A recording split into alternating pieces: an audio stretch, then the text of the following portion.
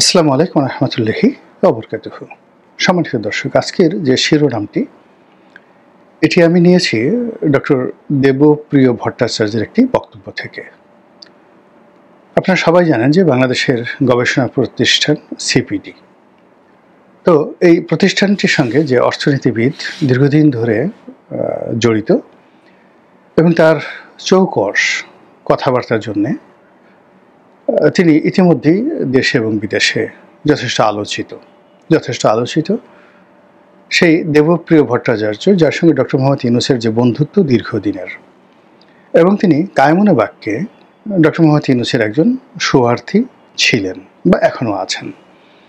এবং ডক্টর মোহাম্মদ ইউনূস অর্থনৈতিক সেক্টরে যে কমিশনটি করেছে দুর্নীতি প্রতিরোধে বা দুর্নীতির শ্বেতপত্র প্রকাশ করার জন্য যে কমিটি তিনি করেছিলেন বা কমিশন করেছিলেন, সেটির প্রধান ছিলেন দেবপ্রিয় ভট্টাচার্য। এবং তিনি গবেষণা করে বের করেছেন যে আওয়ামী লীগ গত 15 বছর ধরে বাংলাদেশ থেকে কত লক্ষ কোটি টাকা বিদেশে পাচার করেছে।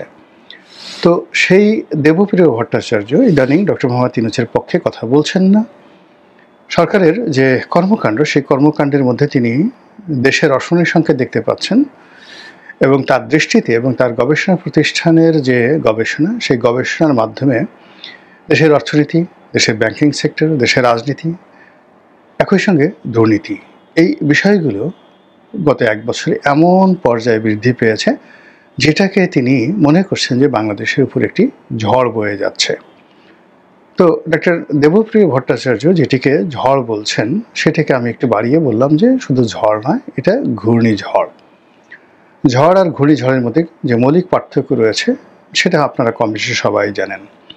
ঝড় সহজ সরল গতিতে বয়ে চলে এবং একটা নির্দিষ্ট এলাকার উপর দিয়ে যখন ঝড় প্রবাহিত হয়, সেই এলাকার ঘর বাড়ি তছনছ করে উড়িয়ে অন্যত্র নিয়ে যায়। এটা হলো ঝড়, কালবৈশাখী ঝড়। আর ঘূর্ণিঝড়টা অনেকটা টর্নেডো প্রকৃতির, যেটা ঘুরতে থাকে, মানে ঝড় আসে, এসে একটা নির্দিষ্ট জায়গায় আবার সেটা ঘুরতে থাকে।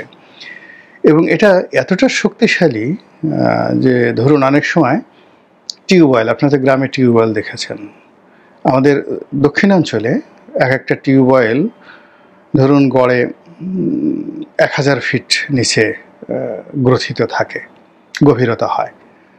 ঢাকা শহরে 300-350 ফিট গভীরে পড়ে। তো এই ঘূর্ণিঝড় বা টর্নেডো এরা এত শক্তিশালী যে ওই 1000 ফিট নিচে যে টিউবওয়েলটির প্রান্তসীমা রয়েছে, তো সেই 1000 ফিট পাইপ সহ সেই টিউবওয়েলের যে উপরের অংশ সেটা উড়িয়ে নিয়ে যায়। এতটা শক্তিশালী ঘূর্ণিঝড়। তো বাংলাদেশে এখন এই মুহূর্তে ডক্টর দেবপ্রিয় ভট্টাচার্য যে ঝড়ের কথা বলছেন, আমি সেটাকে কেন ঘূর্ণিঝড় বলছি সেটা ব্যাখ্যা করব আপনাদের কাছে। যেমন প্রথমে আপনি ধরুন ব্যাংকিং সেক্টরের কথা। আমরা সবাই জানি যে শেখ হাসিনার জামানাতে একটা ব্যাংক মাফিয়া তন্ত্র গড়ে উঠেছিল। এখানে এস আলমের পরিবারে যে 5টি ব্যাংক ছিল, ইসলামী ব্যাংক ধারার 5টি ব্যাংক, এর মধ্যে সবচেয়ে বড় ব্যাংক ইসলামী ব্যাংক। এই ব্যাংকগুলো থেকে তিনি 2 লক্ষ কোটি টাকা নামে বেনামে লোন নিয়েছেন। তো এই লোন দিয়ে তিনি একটা নির্দিষ্ট অংশ বিনিয়োগ করেছেন আর বিরাট অংশ পাচার করেছেন, এরকমভাবে ধরে নেওয়া হয়েছিল। কিন্তু শেখ হাসিনার জামানাতে তার প্রতিটি প্রতিষ্ঠান তিনি ছলে বলে কৌশলে নতুন ঋণ দিয়ে বা এক ব্যাংক থেকে টাকা নিয়ে অন্য ব্যাংকে, এক জায়গায় টাকা নিয়ে অন্য জায়গায় নিয়ে একটা ধামাচাপা দিয়ে এই ব্যাংকগুলো তিনি চালিয়ে যাচ্ছিলেন। আমরা অনুভব করছিলাম যে শেখ হাসিনার পতনের সঙ্গে সঙ্গে এই 5টি ব্যাংক ধসে পড়বে এবং যদি শেখ হাসিনা দীর্ঘমেয়াদে থাকে তাহলে এই ব্যাংকগুলোকে দেউলিয়া ঘোষণা করতে হবে অথবা এই ব্যাংকগুলোকে সরকার একীভূত করতে হবে, এরকম আমরা ধরে নিয়েছিলাম। তো তার পতনের পরে এই যে বর্তমান ডক্টর মোহাম্মদ ইউনূসের সরকার যে বাংলাদেশ ব্যাংকের গভর্নর নিয়োগ দিলেন, তারা যে সকল কর্মকাণ্ড করলো, কথাবার্তা বলল, সেই কথাবার্তায় এস আলমের সময়টাতে যে সমস্যাগুলো ছিল এই 5টা ব্যাংকের, সেই সমস্যা আরও বহু গুণে বেড়ে গেল। এখানে নতুন টাকা ছাপিয়ে তাদেরকে ঋণ দেওয়া হলো এবং সেটা কিভাবে সমন্বয় হলো, কিভাবে মুদ্রাস্ফীতি না ঘটিয়ে সেই টাকা আবার বাংলাদেশ ব্যাংক ফেরত নিল বা নিতে পারলো কিনা আমরা কিছুই জানতে পারলাম না।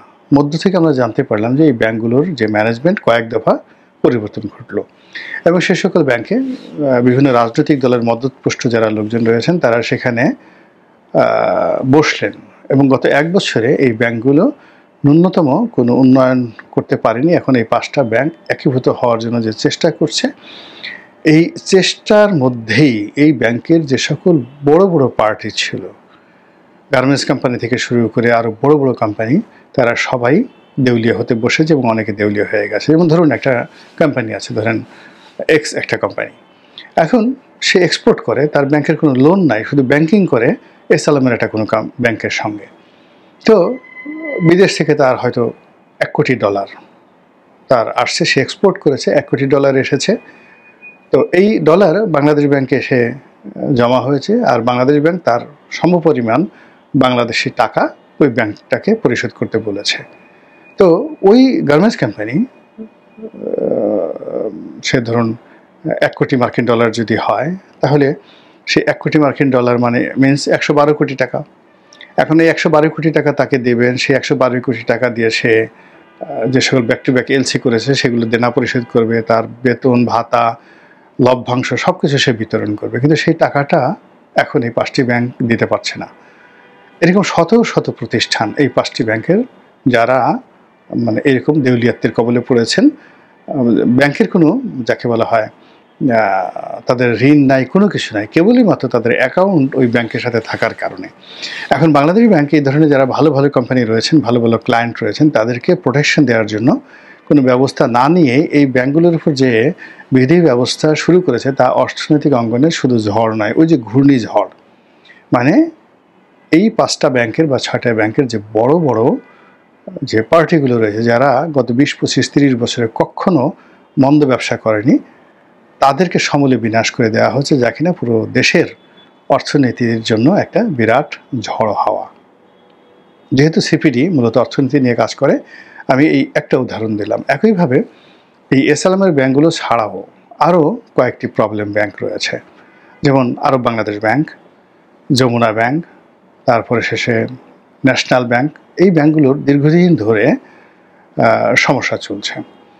তো এই ব্যাংকগুলোরও কিন্তু এখন পর্যন্ত কোনো সুরাহা হয়নি। ম্যানেজমেন্ট পরিবর্তন হয়েছে, নতুন ম্যানেজমেন্ট, তারা নতুন ফর্মুলায় ব্যবসা করার চেষ্টা করছে, কিন্তু প্রায় সবারই বক্তব্য হলো যে বাংলাদেশ ব্যাংক থেকে যে কথাগুলো বলা হচ্ছে, যে সিদ্ধান্তগুলো দেওয়া হচ্ছে, এতে করে এই ব্যাংকিং ব্যবস্থায় তাদের উপকার না হয়ে ক্ষতি হয়ে যাচ্ছে। এবং এই অসম ব্যাংকিংয়ের ফলে ধরুন আমাদের বাংলাদেশে অন অ্যাভারেজে 45টির মতো ব্যাংক রয়েছে। এখন এই 45টি ব্যাংকগুলোর মধ্যে 30 বা 32টি ব্যাংকে আকারে ইঙ্গিতে এরকমভাবে ব্যাক ফুটেজে পাঠিয়ে দেওয়া হচ্ছে এবং বাকি 10 থেকে 15টি ব্যাংকে তুলে আনা হচ্ছে। এর ফলে 15টি ব্যাংক বা প্রথম মানে যারা এই গভর্নরের সুযোগ পাচ্ছে, সুবিধা পাচ্ছে, এমনিও তারা ভালো করতেছিল, কিন্তু এই 15 ব্যাংকগুলোর মধ্যে অনেকগুলো ব্যাংক যারা একসময় দেউলিয়া হতে চলেছিল, সেই ব্যাংকও কিন্তু অল্প সময়ের মধ্যে যাকে বলা হয় বাংলাদেশ ব্যাংকের বা পরিবর্তিত পরিস্থিতিতে তারা একটা যাকে বলা হয় সুযোগ সুবিধা পেয়ে একটা আঙ্গুল ফুলে বটগাছ হয়ে গেছে, রীতিমতো বটগাছ হয়ে গেছে। তো এটা ওয়েস্টার্ন ক্যাপিটালিজমের একটা যাকে বলা হয় পলিসি। কিছু লোককে সুযোগ দিয়ে বাকিদেরকে রীতিমতো একেবারে পথে বসিয়ে দেওয়া হয়। তো এই ক্ষেত্রে ব্যাংকিং সেক্টরে এখন যা কিছু হচ্ছে, ব্যবসায়িক সেক্টরে যা কিছু হচ্ছে, এই অসম নীতির ফলে যা কিছু ছিল আমাদের তাও শেষ হয়ে যাচ্ছে শুধুমাত্র এই পলিসিগত সিদ্ধান্তের কারণে। আমাদের আমদানি বাণিজ্য, আমাদের রপ্তানি বাণিজ্য যেভাবে চলছে, নতুন বিনিয়োগ হচ্ছে না।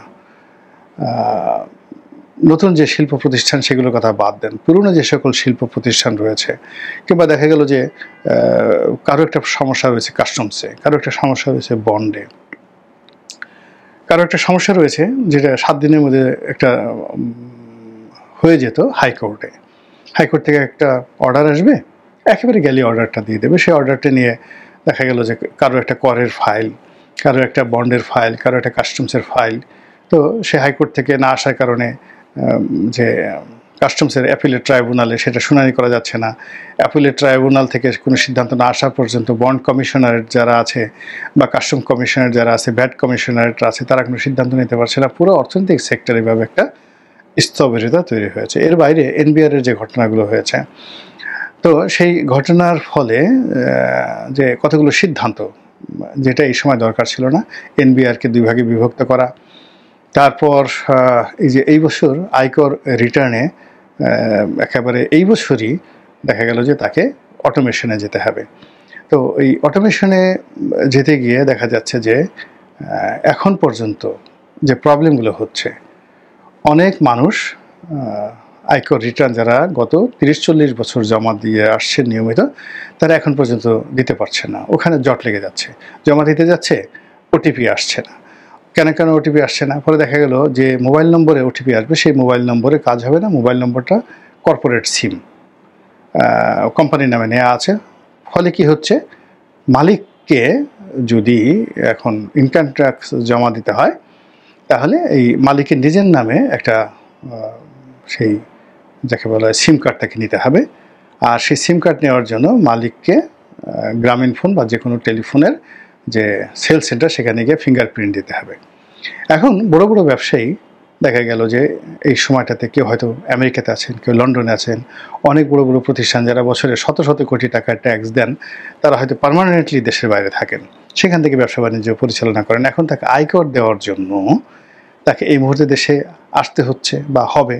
এখন তিনি আসতে পারছেন না, অনেকে বৃদ্ধ, যেতে পারছেন না, মানে 80 বছর বয়স হয়ে গেছে, যেতে পারছে না। তো এই যে কাজগুলো, এই কাজগুলোর ফলে কি হচ্ছে, মানে কর কমিশনের কার্যালয়, জাতীয় রাজস্ব বোর্ডের মানে কার্যালয়, তারপরে শেষে যারা এই আয়কর আইনজীবী তারা এবং যারা আয়কর প্রদান করেন, তাদের মধ্যে এই গত কয়েক মাস ধরে যে সমস্যাগুলো তৈরি হচ্ছে, সেই সমস্যাগুলো এনবিআরের যে চেয়ারম্যান সাহেব আছেন বা যারা এই সিদ্ধান্ত নিয়েছেন আইএমএফের কথা মতো, তারা বুঝতে পারছেন না সর্বনাশটা কোন পর্যায়ে হয়ে যাচ্ছে।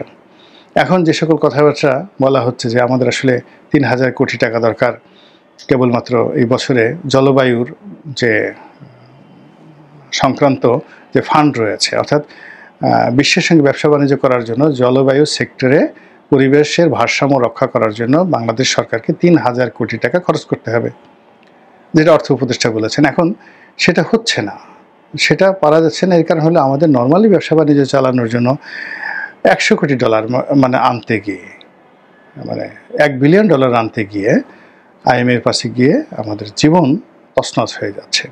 তো আমরা যেখানে নিজেদের দৈনন্দিন ব্যবসা চালাতে পারছি না, সেখানে 3000 কোটি টাকা 4000 কোটি টাকা আমরা কীভাবে জলবায়ু খাতে আমরা ব্যবহার করব।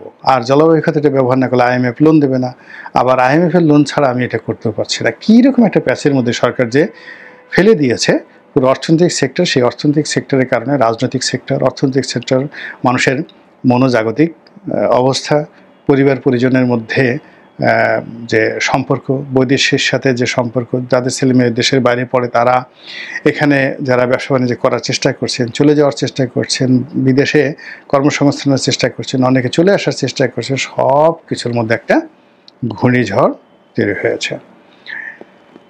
এর ফলে মনে হচ্ছে সরকার অধৈর্য হয়ে পড়েছে, সরকার পথ হারিয়েছে। এটা ডক্টর দেবপ্রিয় ভট্টাচার্যই বলছেন। এবং আমার কাছে মনে হচ্ছে যে সরকার শুধু পথ হারাননি, তিনি দেখতে পাচ্ছেন না, সরকার দেখতে পাচ্ছে না যে সে কোন পথে আছে। সে কি যেমন চট্টগ্রামে যাবে, সে কি ঢাকা চট্টগ্রাম হাইওয়েতে আছে, নাকি পথ ভুলে সে অন্ধকারের মধ্যে মাঝপথে সে আবার ঢাকার দিকে আসছে। সে কি এখনও সেই যে রেল বা সড়ক, এই রোডের উপরে আছে, নাকি মানে ধানি ক্ষেত, বিল, ঝিল এগুলোর মধ্যে নেমে গেছে। সে কি হাঁটু পানির মধ্যে আছে না কাদার মধ্যে আছে। সে কি অন্ধকার রজনীর মধ্যে আছে, চাঁদনি রাতের মধ্যে আছে না দিনের আলোতে আছে, এটা বোঝা যাচ্ছে না। প্রায় প্রতিদিনই সরকারের যে সিদ্ধান্ত, সেখানে অধৈর্যতা প্রকাশ পাচ্ছে, দিকভ্রান্তিতা প্রকাশ পাচ্ছে এবং সরকার শুধু পথ হারায়নি, সঙ্গে সঙ্গে মনে হচ্ছে যে সরকার ভীত সন্ত্রস্ত হয়ে পড়েছে যে আমি যে জায়গাতে আটকে আছি এখান থেকে তো আমি উদ্ধার পাবো না, আমি সামনেও যেতে পারছি না, পিছনে যেতে পারছি না, ডানে যেতে পারছি না, বামে যেতে পারছি না। অন্ধকার রজনী, অমাবস্যা, কোথা থেকে কখন ভূত চলে আসে, প্রেত চলে আসে, দানব চলে আসে, রাক্ষস চলে আসে, সাপ চলে আসে, বেজি চলে আসে, এসে আমাকে কামড় দেয়। এই যে আতঙ্ক পথহারা একটা মানুষের মনে, গভীর জঙ্গলে বা বিলের মধ্যে, ঝিলের মধ্যে, ধান ক্ষেতের মধ্যে মানুষ যদি সে বিস্তীর্ণ ভূমিতে হারিয়ে যায়, আমরা আগে বলতাম বোবায় ধরেছে, তো এরকম যদি সরকারকে ধরে থাকে তাহলে সরকার এখন যে ভুলগুলো করছেন আগামীতে সেই ভুল যদি আরও বাড়তে থাকে তাহলে আমরা একটা কি উত্তাল সময়ের মধ্যে পড়ব। আল্লাহ আমাদের সেই দুরবস্থা থেকে রক্ষা করুন, হেদায়েত দান করুন এবং হেফাজত করুন। আসসালামু আলাইকুম ওয়া রাহমাতুল্লাহি ওয়া বারাকাতুহু।